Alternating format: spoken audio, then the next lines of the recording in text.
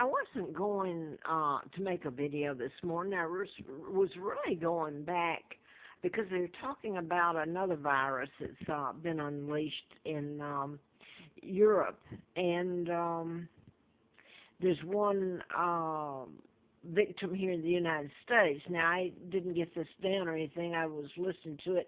I don't know if it's yesterday or this morning. I'm watching CNN right at the moment, and I was watching, I believe, NBC prior. This is Saturday the 3rd, 2014, and I've done a lot of these videos and on Facebook, and I've been telling about mind control murders and programming people to do anything you want them to do, the person or agency doing the programming.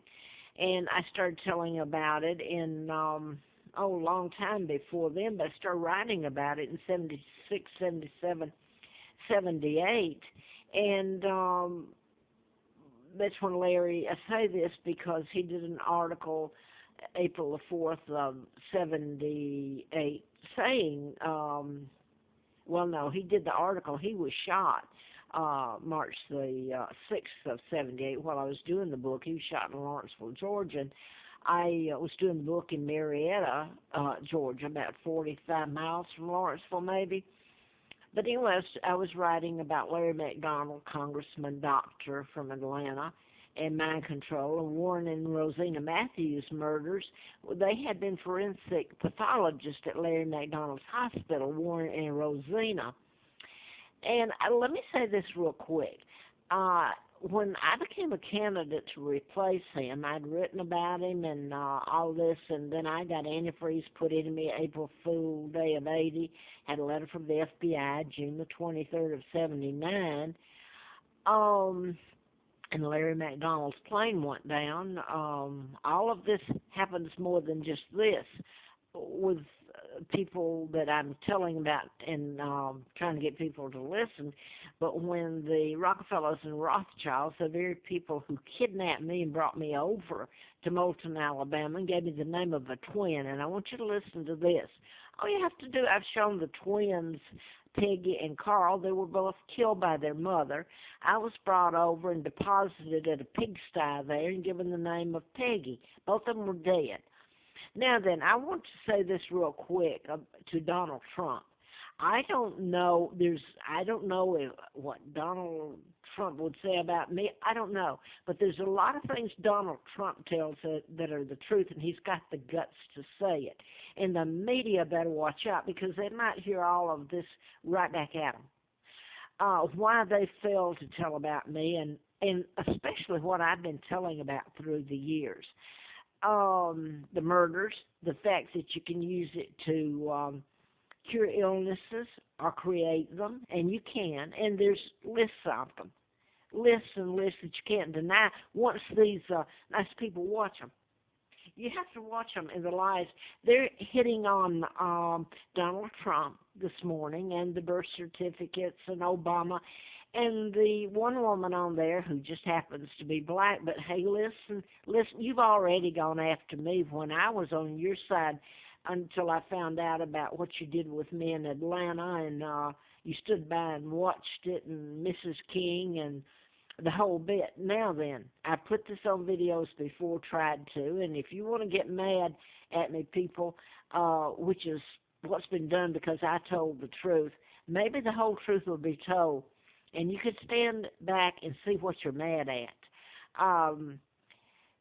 This is the Derby on now. So anyway, I'd like to go. I'm sure Elizabeth has her eyes on it if she's not there. Now then, the black woman on CNN that it was just in the program, she was talking about they better leave Michelle alone. Or there would be consequences. Well, obviously it's fine to go after and torture me and my sons and pretend we never existed, and you're a bunch of terrorists to us, the United States, and that includes the blacks have been, certainly.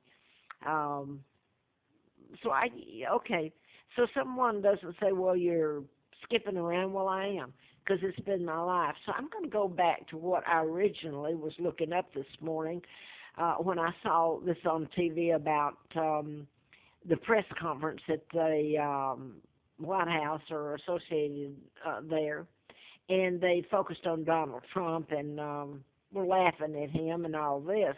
Well, truth be told, well, wouldn't that be nice? I was really going back and looking up because of the virus that's, and they were talking about the Center for Disease Control out of Atlanta. When I was writing the book, and no, I didn't make it up, and anywhere along the way, I have suffered hell from finding out.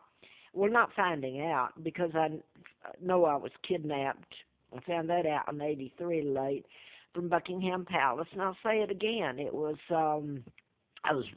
41. I was born in '39. Usually I show the photographs and everything of Uncle George, who became the illegal George VI and sold out Great Britain. I usually show that when he was reading with Roosevelt and my father, King Edward VIII, who never married Wallace Simpson. Wallace married an imposter double, and they, in essence, helped take down my father. Well, it did. They stole his identity. My father was married to my mom legally, Georgia O'Keeffe, the artist's sister, Claudia Ruth O'Keeffe. Now, isn't that cute that the real Queen Mom, I have to tell people she's Georgia O'Keeffe, who I love. I don't mean that, but to get their attention to who my mom is. Now, I want to go back to this, though. And I don't know, I'm trying to get it all on this video without going into a second one. When I was doing the medical malpractice book, MD, A License to Kill, and they put antifreeze in me April Fool Day of '80, so it never was done. But the crimes were done in patterns, and well, I'll go ahead and say it. I just told you the FBI, I got a letter from them in '79 saying ongoing investigation, national security involved. So you can go from there. Well, anyway, the crimes were still committed, and they were done in patterns using mind control. So here the aides, I had been going out to, and I may have to go into a second tape, I had been doing research and going out at Oglethorpe. And remember, I had worked for doctors, and I was working for doctors in part while I was doing the book. And then you get shut down.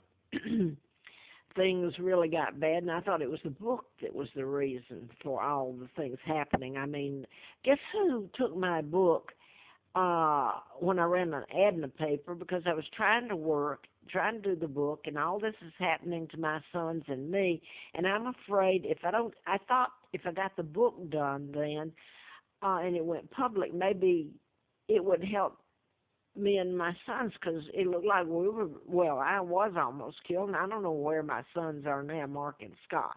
By the way, they're legal heirs after me. But the crime lab at Georgia, State Crime Lab, the girl that worked there answered the ad to my out of the paper to type my book, because I couldn't do it all. I'd researched it, and I'd type it and redo it. So she gave me her number to call if I needed to know how she was doing on the book. I called it, and it's the Georgia Crime Lab, downtown Atlanta. And guess who? They connect me with her when I ask for her. Nothing against her. I paid her, and she was doing the book. And you can go from there. It got involved with a whole bunch of law enforcement. And look at it. Here's where I am now today. And this is going to go out. I want to go back, though, on the second tape about AIDS and the Center for Disease Control. And I'm going to cut this off and go there now.